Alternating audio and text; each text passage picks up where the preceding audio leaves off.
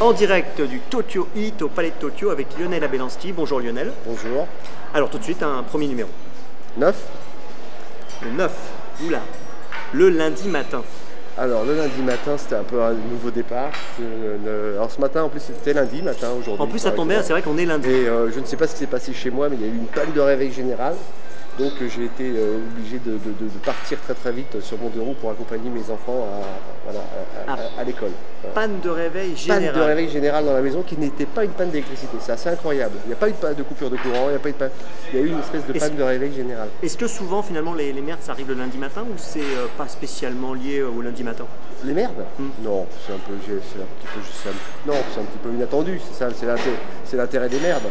L'intérêt des merdes, c'est qu'elle arrive quand on n'attend pas. Parce que si on sait qu'elle arrive le lundi matin, on se prépare en fonction et on peut anticiper sur la merde et la merde du coup ne vient plus.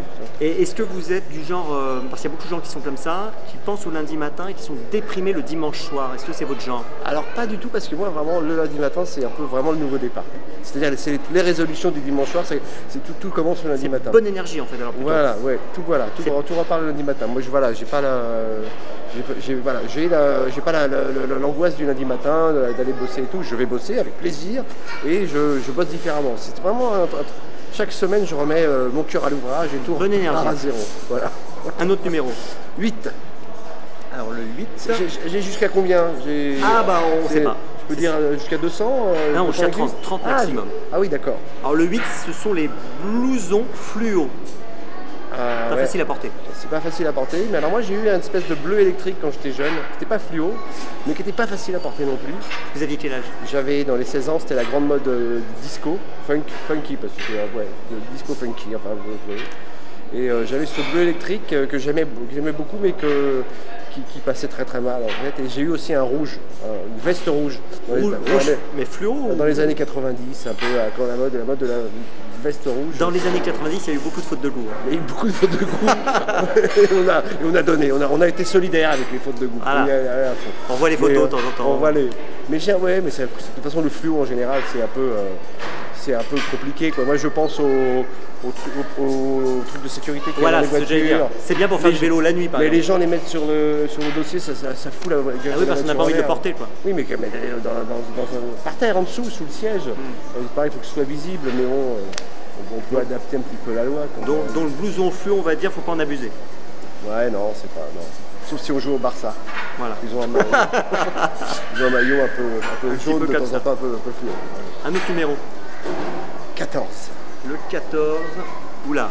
Oh là. Oh, je pense que ça va vous inspirer ça. Je vais me demander sur qui ça allait tomber. C'est sur vous. Les pigeons morts.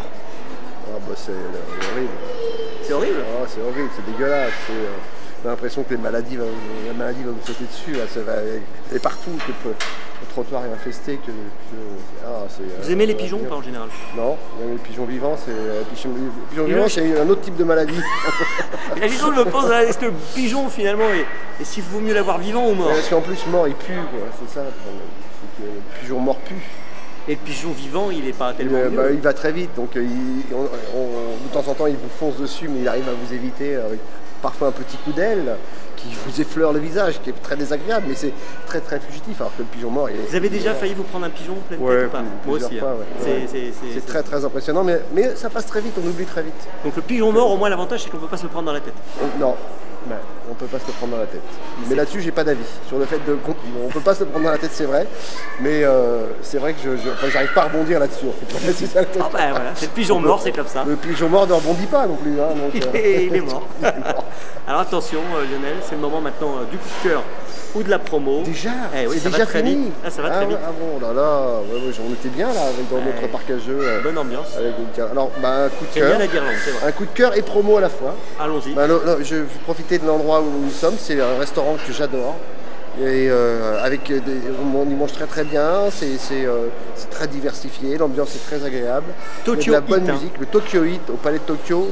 Alors on a le droit de faire de la publicité, c'est de la publicité coup de cœur. C'est avenue du Président Wilson à Paris, dans le 8e arrondissement.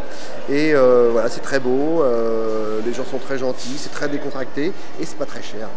Ouais, pour le quartier, c'est vraiment pas cher. Et c'est un endroit, c'est vrai, qui est très agréable. Et maintenant, Lionel, eh bien, écoutez, Pascal va s'approcher de vous, c'est le mot de la fin. Crétin.